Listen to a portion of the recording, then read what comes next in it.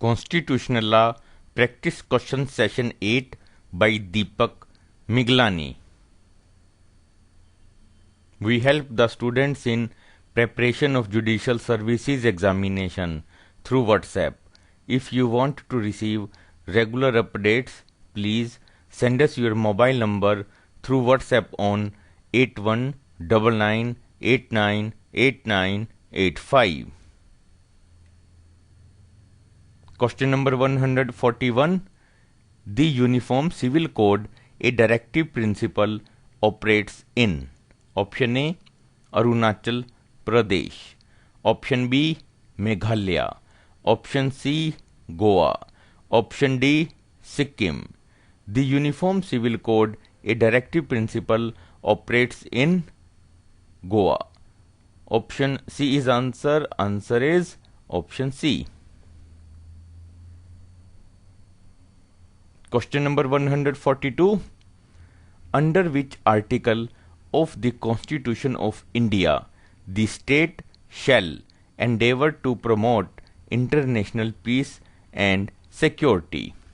Option A 43, option B 46, option C 49, option D 51.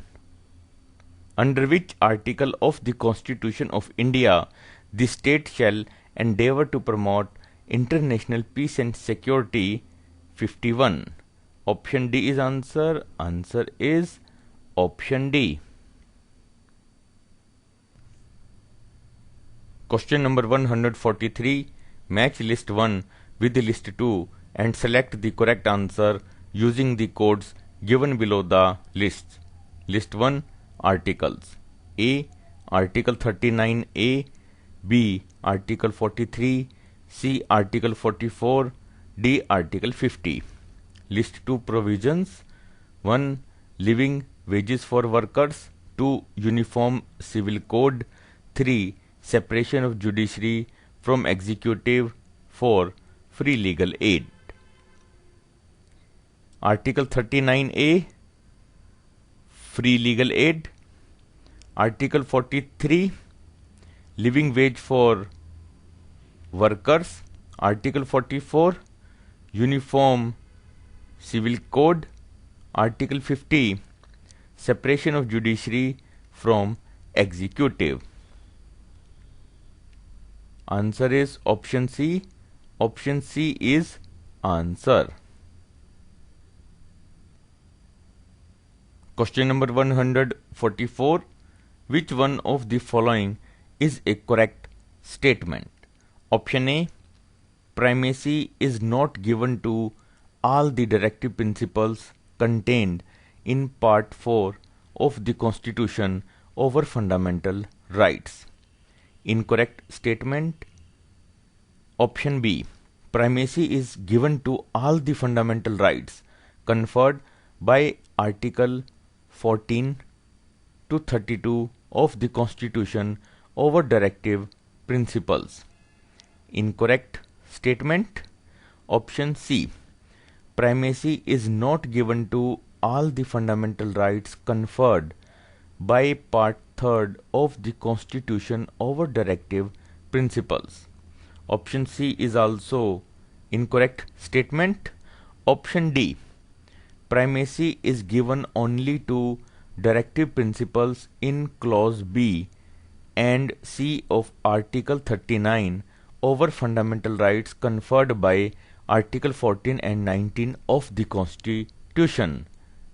Correct statement. Answer is option D.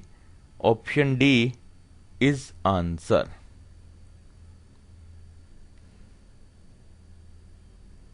Question number 145. Economic justice as one of the objectives of the Indian Constitution has been proved in the option A. Fundamental rights and directive principles. Option B. Preamble and directive principles. Option C. Preamble and fundamental rights. Option D. None of the above. Economic justice as one of the objectives of the Indian Constitution has been provided in the preamble and directive principles? Option B is answer. Answer is option B.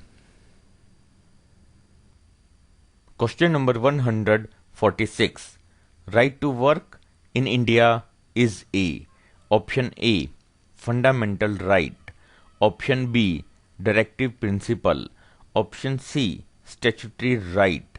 Option D, constitutional duty. Right to work in India is A. Directive principle.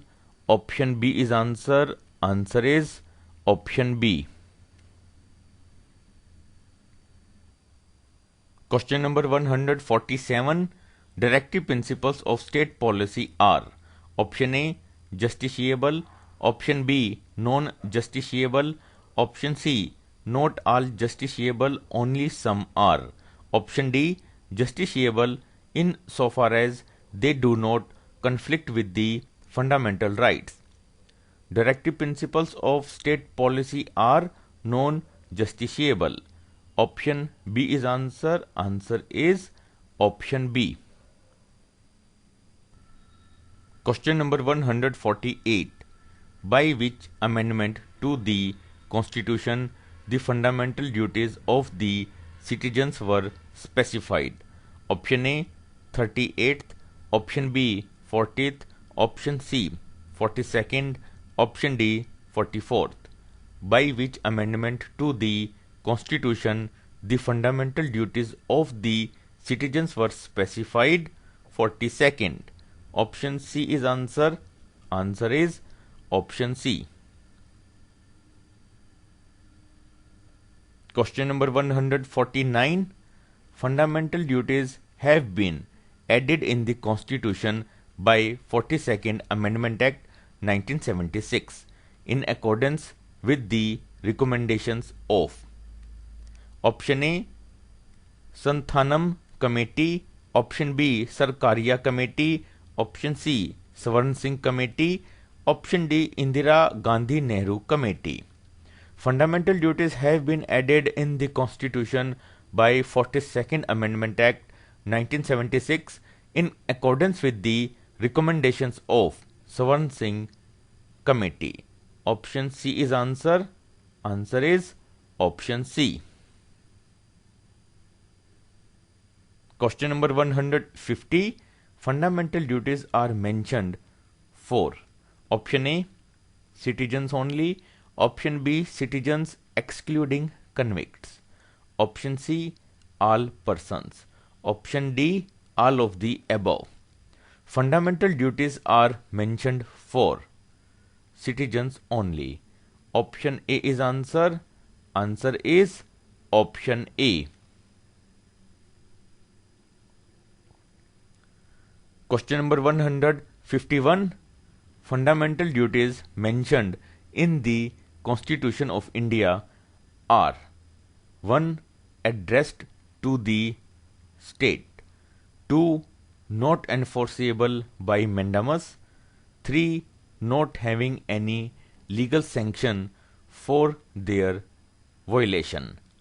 Fundamental duties mentioned in the Constitution of India are: not enforceable by mandamus, not having any legal sanction for their violation. Second and third are correct. Answer is option C. Option C is answer. Question number 152. Respect for the national flag and the national anthem is: Option A, a fundamental right of every citizen. Option B, a directive principles of the state policy. Option C, a fundamental duty of every citizen. Option D, an ordinary duty of every citizen. Respect for the national flag and the national anthem is a fundamental duty of every citizen. Option C is answer. Answer is option C. Question number 153. Consider the following statements and select the correct answer from the quotes given below. The fundamental duties provided in the Constitution are: 1. To protect the sovereignty, unity, and integrity of India. 2. To safeguard private property. 3. To protect and improve the natural environment, including forests, lakes, rivers, and wildlife. Consider the following statements and select the correct answer from the codes given below. The fundamental duties provided in the Constitution are to protect the sovereignty, unity, and integrity of India, to protect and improve the natural environment, including forests, lakes, rivers, and wildlife. Option A is answer. Answer is option A.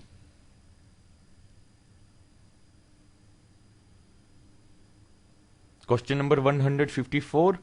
Which of the following is not included in the list of fundamental duties in the Constitution? Option A. To safeguard public property and to abjure violence. Option B. To renounce practices derogatory to the dignity of women. Option C. Secularism. Option D. To abide by the Constitution and its ideals. Which of the following is not included in the list of fundamental duties in the Constitution? To safeguard public property and to abjure violence included. To renounce practices derogatory to the dignity of women included. To abide by the Constitution and its ideals included. Secularism not included.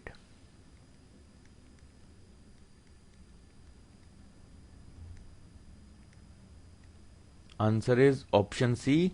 Option C is answer. Question number 155.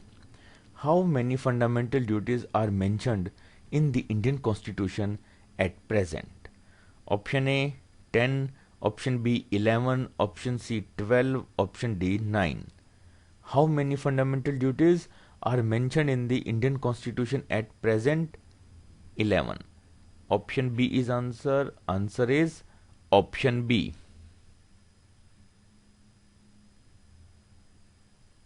Question number 156. Protection of environment is A. Option A. Constitutional duty. Option B. Directive principle. Option C. Fundamental duty. Option D. Both. Option B and C. Protection of environment is A. Directive principle. Fundamental duty. Answer is option D. Option D is answer. Question number 157. The executive power of the Indian Union is vested in the option A. President. Option B. Parliament. Option C. Prime Minister. Option D. Council of Ministers. The executive power of the Indian Union is vested in the President. Option A is answer. Answer is option A. Question number 158. President of India is elected by option A. Proportional representation by list system. Option B. Proportional representation by single transferable vote. Option C. List system.